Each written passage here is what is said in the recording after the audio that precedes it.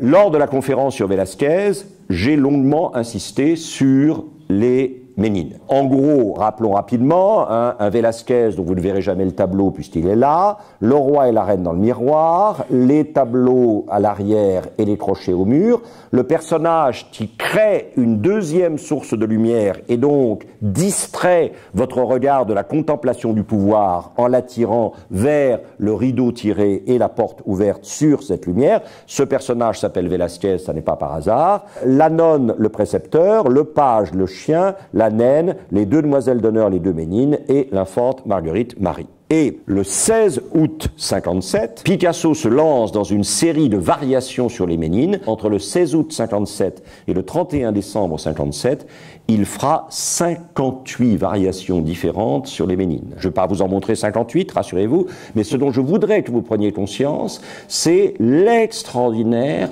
capacité de Picasso, à partir de son seul cerveau, de sa seule sensibilité, à faire rebondir constamment un modèle unique. Quand Michel-Ange dit que l'innovation naît de la contrainte et meurt de la liberté, il parle probablement de ça. C'est-à-dire qu'à partir du moment où Picasso s'impose la contrainte de travailler en faisant des variations sur les Ménines, c'est absolument prodigieux. Parce que c'est un peu toujours, est à chaque fois la même chose et à chaque fois différent. C'est cette capacité à produire à chaque fois une image différente, qui est la même, mais qui est totalement inattendue, hein, et qui prend des formes de plus en plus étonnantes. Et vous reconnaissez incontestablement le tableau, tout en voyant bien sûr qu'il est autre. Et vous voyez que quand on est là, on voit bien que tout acte de création est d'abord un acte de destruction. Et alors, évidemment, ça donne des choses comme ça.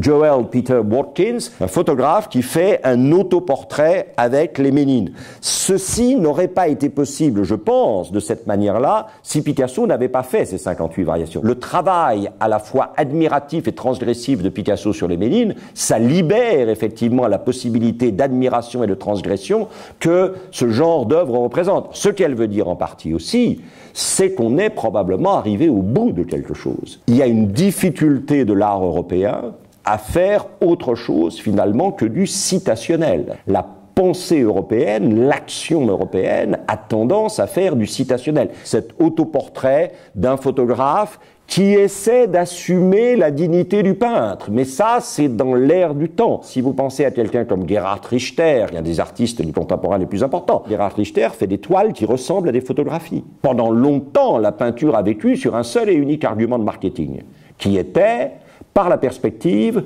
l'illusion de la troisième dimension dans une surface plane. C'est bien pour ça d'ailleurs que dans un premier temps, la peinture a renoncé aux lignes pour se spécialiser dans la couleur, les fauves ou les expressionnistes. Puisque la photographie ne pouvait pas encore faire la couleur, alors le refuge de la peinture, c'était la couleur, bien sûr.